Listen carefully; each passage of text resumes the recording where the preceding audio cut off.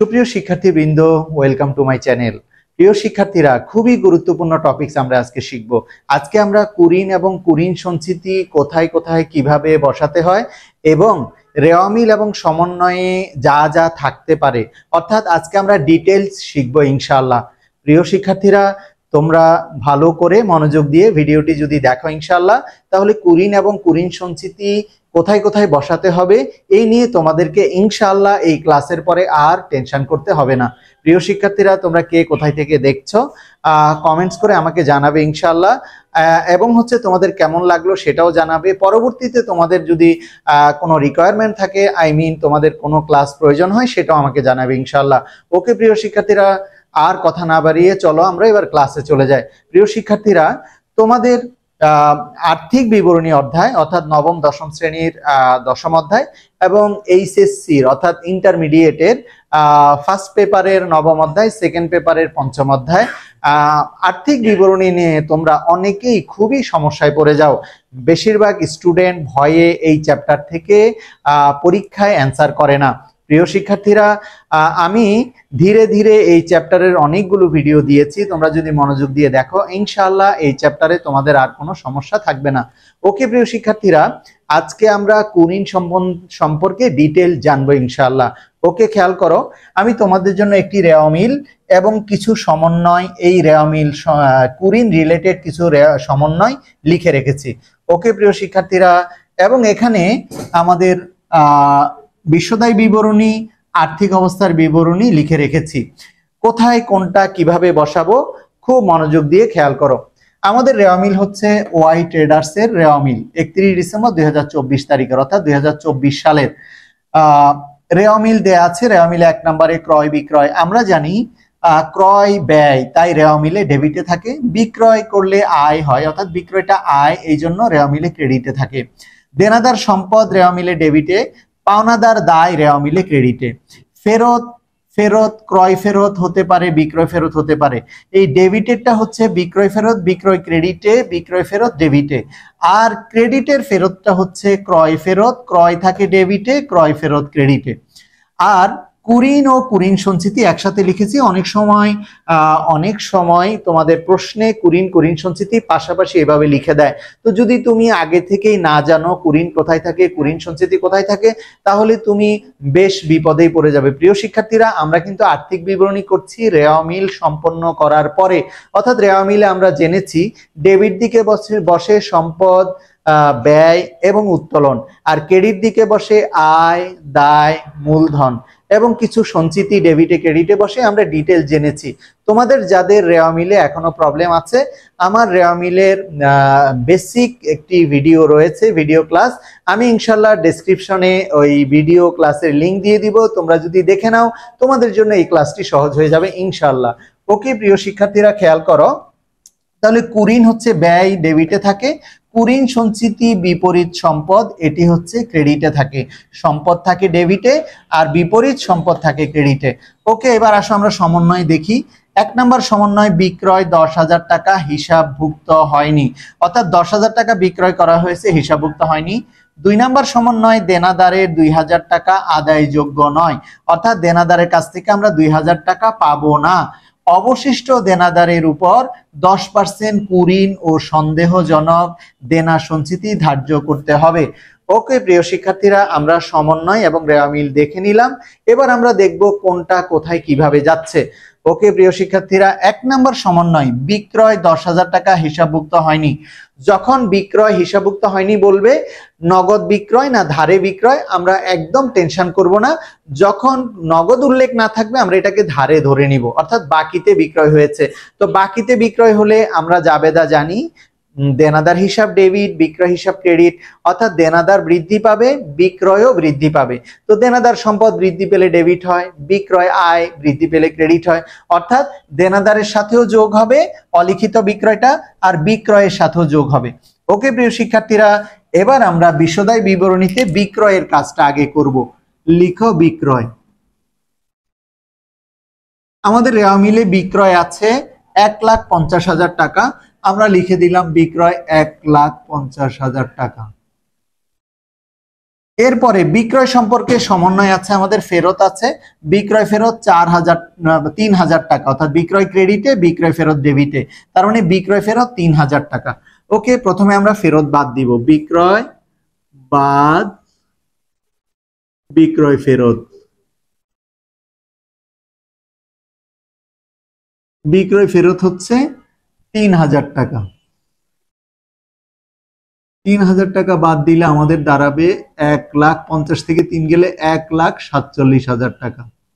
এরপরে আমরা 1 নম্বর সমন্বয় বিক্রয় 10,000 টাকা হিসাবভুক্ত হয়নি, তার মানে আমরা এই বিক্রয় 10,000 টাকা হিসাব করব, অর্থাৎ আমাদের বিক্রয়ের সাথে এই অলিখিত বিক্রয় যোগ করলে আমাদের বিক্রয়ের পরিমাণ বেড়ে যাবে। ওকে, এবার লিখব যোগ অলিখিত বিক্রয়।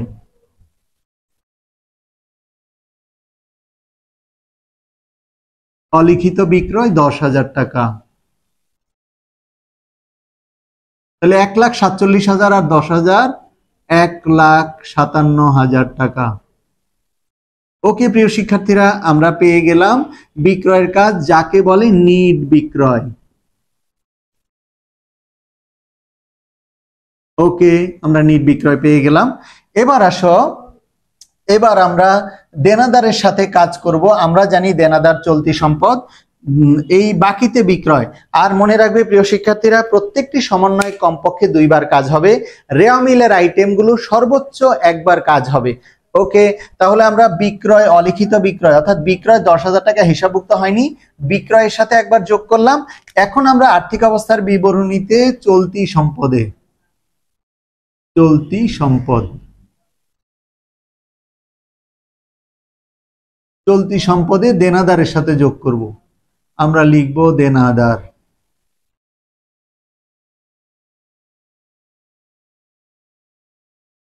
দেনাদার হচ্ছে 50,000 টাকা, 50,000 টাকা যোগ অলিখিত বিক্রয়, যোগ অলিখিত বিক্রয়। অলিখিত বিক্রয় হচ্ছে 10,000 টাকা। প্রিয় শিক্ষার্থীরা, আমাদের দেনাদারের সাথে আরো সম্পর্ক রয়েছে, অর্থাৎ আরো সমন্বয় বাকি আছে, এই জন্য আমরা দেনাদারটাকে এখানে রাখবো। 50 থেকে 50 এবং 10 যোগ করলে 60,000 টাকা আমরা পেলাম দেনাদার। ওকে, এবার প্রিয় শিক্ষার্থীরা খেয়াল করো, 1 নাম্বার সমন্বয়ের কাজ আমাদের শেষ হয়ে গেল। এবার 2 নাম্বার সমন্বয়, দেনাদারের 2,000 টাকা আদায়যোগ্য নয়, অর্থাৎ এটা হচ্ছে সমাপনী কুঋণ, অর্থাৎ সমাপনী কুঋণ বা নতুন কুঋণ। আদায়যোগ্য নয় যেটা সমন্বয়ে আছে সেটা হচ্ছে সমাপনী কুঋণ বা নতুন কুঋণ। অবশিষ্ট দেনাদারের উপর 10% কুঋণ ও সন্দেহজনক দেনা সঞ্চিতি ধার্য করতে হবে, এটা হচ্ছে সমাপনী কুঋণ সঞ্চিতি। ওকে, আমরা দেখলাম রেওয়া মিলেও আমাদের কুঋণ রয়েছে, কুঋণ সঞ্চিতিও রয়েছে। তাহলে রেওয়া মিলের কুঋণটা হচ্ছে প্রারম্ভিক কুঋণ, রেওয়া মিলের কুঋণ সঞ্চিতিটা হচ্ছে প্রারম্ভিক কুঋণ সঞ্চিতি। ওকে প্রিয় শিক্ষার্থীরা, এবার খেয়াল করো, আমরা প্রথমে বিশদায় বিবরণীর কাজটা শেষ করে আসি। বিশদায় বিবরণীতে কুঋণের কাজ হয় পরিচালন ব্যয়তে, আমরা লিখব পরিচালন ব্যয়।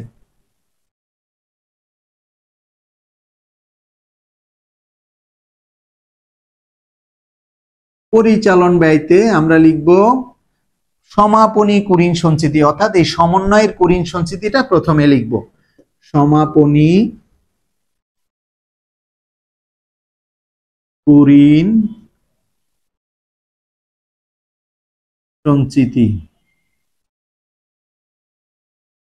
সমাপনী কুঋণ সঞ্চিতি আমরা কিভাবে বের করব? প্রিয় শিক্ষার্থীরা, এই সমাপনী কুঋণ সঞ্চিতি বের করার জন্য আমরা দেনাদারের সাথে কিছু কাজ করব, তোমরা এটা মনে রাখবে। দেখো খেয়াল করো, অলিখিত বিক্রয় করেছি দেনাদারের সাথে 50,000-এর সাথে যোগ 10,000। এবার দেনাদারের 2,000 টাকা যে আদায়যোগ্য নয়, এটার কাজ আমরা দেনাদারের সাথে করব, লিখব বাদ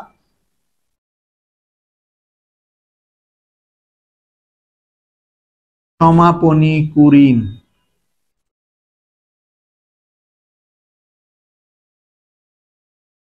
সমাপনী কুঋণ হচ্ছে আমাদের 2,000 টাকা, অর্থাৎ আদায়যোগ্য নয় যেটা সেটা 2,000 টাকা। তাহলে বাদ দিলে আমাদের দাঁড়াবে 60 থেকে 2000 বাদ দিলে 58,000 টাকা। প্রিয় শিক্ষার্থীরা, এরপরে বলেছে অবশিষ্ট দেনাদারের উপর 10% কুরিন ও সন্দেহজনক দেনা সঞ্চিতি ধার্য করতে হবে। এইটার উপরে এই 58,000-এর উপর আমরা সমাপনী কুরিন সঞ্চিতি ধার্য করব। তো এই কুরিন সঞ্চিতিটাও বাদ হয়, আমরা দেনাদারের সাথে কাজটা আগে করে নেই। তোমরা এটাকে মনে রাখবে। তোমরা এটা এবং এটা একসাথেও করতে পারো, বা এটা মনে রেখো, দেন বিশদায়ী বিবরণীর কাজ কমপ্লিট করে আর্থিক অবস্থার বিবরণীর কাজও করতে পারো, বা একসাথে এভাবে আমার মতো করতে পারো, তাহলে তোমাদের জন্য ইজি হয়ে যাবে। ওকে, বাদ সমাপনী কুরিন সঞ্চিতি।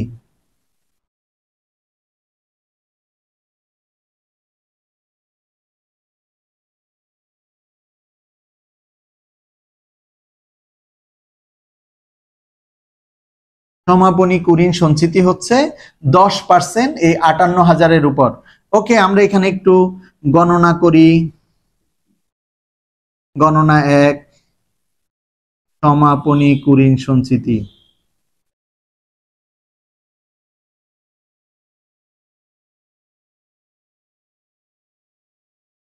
সমান এই 58,000 গুণন হচ্ছে 10%। প্রিয় শিক্ষার্থীরা, কত হয়? 58,000-এর উপর 10% যদি আমরা করি, তোমরা ক্যালকুলেটর ব্যবহার করতে পারো। 58,000 গুণন 10%, তাহলে হচ্ছে 5,800 টাকা। ওকে, 5,800 টাকা আমরা পেয়ে গেলাম। 5,800 সমাপনী কুরিন সঞ্চিতি। এবার এখানে আমরা 5,800 টাকা বাদ দিব। যদি আমরা 58,000 থেকে 5,800 টাকা বাদ দিই, তাহলে আমাদের নিট দেনাদার বের হচ্ছে 58,000 মাইনাস 5,800, 52,200। তাহলে 52,200 আমাদের নিট দেনাদার বের হলো, 52,200। প্রিয় শিক্ষার্থীরা, আশা করছি বুঝতে পেরেছো নিট দেনাদারটা। ওকে, এবার আসো আমরা এই কাজটা বিশদায়ী বিবরণীতে করব। সমাপনী কুরিন সঞ্চিতি আমরা বের করেছি 5,800। তাহলে প্রথমে লিখব সমাপনী কুরিন সঞ্চিতি 5,800। এবার লিখব বাদ কুরিন সঞ্চিতি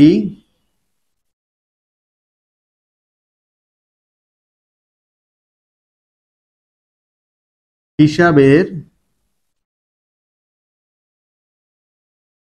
প্রারম্ভিক উদ্বৃত্ত।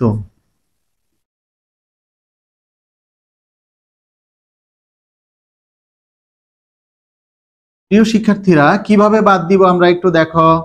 আমাদের প্রারম্ভিক কুরিন ছিল, কুরিন সঞ্চিতি ছিল 3,000। প্রারম্ভিক কুরিন সঞ্চিতি 3,000, প্রারম্ভিক কুরিন সঞ্চিতি 3,000। ওকে, আসো এবার প্রারম্ভিক কুরিন সঞ্চিতি 3,000। এই 3,000 থেকে আমরা বাদ দিব কুরিন হিসাবে আদায়যোগ্য নয় 2,000। আবার বাদ দিব রেওয়া মিলের কুরিন 2,000।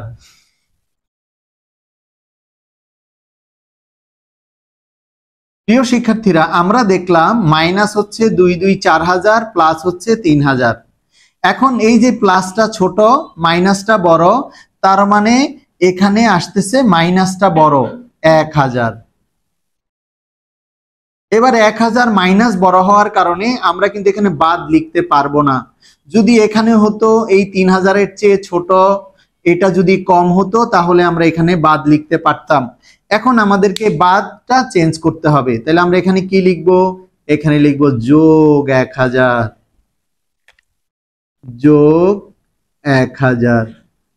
অর্থাৎ এই যে আমরা এটা যোগ করলাম, 1,000 যোগ করব। তাহলে আর 5,800 আর 1,000 হচ্ছে 6,800।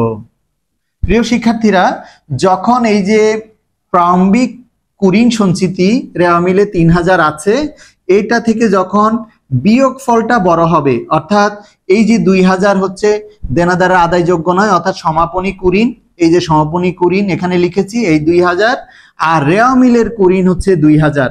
এই 2000 এবং 2000 বিয়োগ করছি 3000 থেকে, তাহলে বিয়োগ ফল বেশি হবে, কারণ -2000 হচ্ছে -4000 আর প্লাস হচ্ছে 3000। তাইলে মাইনাস বড় হওয়ার কারণে আমরা যোগ করছি, কিন্তু এখানে মাইনাস দিব না, যোগ করে ফেলবো 5800 আর 1000 6800। যদি এমন হতো বিয়োগ হচ্ছে 2000, তাহলে কিন্তু এই যেহেতু সমাপনী কুরিন সঞ্চিতি প্রারম্ভিক কুরিন সঞ্চিতিটা বড়, তাই 3 থেকে 2 গেলে 1000 হতো, তখন কিন্তু এখানে বাদ হতো। অর্থাৎ মাইনাস যখন বড় হবে তখন যোগ হবে, আর যখন এই প্লাসটা অর্থাৎ প্রারম্ভিক কুরিন সঞ্চিতিটা বড় হবে তখন এখানে বাদ হবে বা বিয়োগ হবে। ওকে প্রিয় শিক্ষার্থীরা, তাহলে আমরা পরিচালন ব্যয়তে কুরিন বাবদ খরচ পেয়ে গেলাম 6800। আর একই সাথে সমন্বয়ের কাজ দেনাদারের সাথে কি কি হবে আমরা সেটাও করে সমাপনী দেনাদার অথবা নিট দেনাদার পেয়ে গেলাম 52200। আর কিভাবে সমাপনী কুরিন সঞ্চিতি বের করেছি আশা করি তোমরা বুঝতে পেরেছো। প্রিয় শিক্ষার্থীরা, যদি এই ভিডিও ক্লাসটি তোমরা বুঝে থাকো, ইনশাআল্লাহ আজকের এই ক্লাসের পরে তোমাদের সমাপনী কুরিন সঞ্চিতির সাথে প্রারম্ভিক কুরিনের যে উদ্বৃত্তটা সেটা কি যোগ করতে হবে না বিয়োগ করতে হবে, এবং চলতি সম্পদে দেনাদারের সাথে কি কি কাজ করতে হবে, ইনশাআল্লাহ তোমাদেরকে আর বেশি টেনশন করতে হবে না। ওকে প্রিয় শিক্ষার্থীরা, আশা করছি ইনশাআল্লাহ তোমরা পুরোপুরি বুঝতে পেরেছো। এরপরে আবার কোনো গুরুত্বপূর্ণ ক্লাস নিয়ে আবার আমাদের দেখা হবে ইনশাআল্লাহ। সে পর্যন্ত আল্লাহ যেন আমাদের সবাইকে ভালো রাখে। আল্লাহ হাফেজ।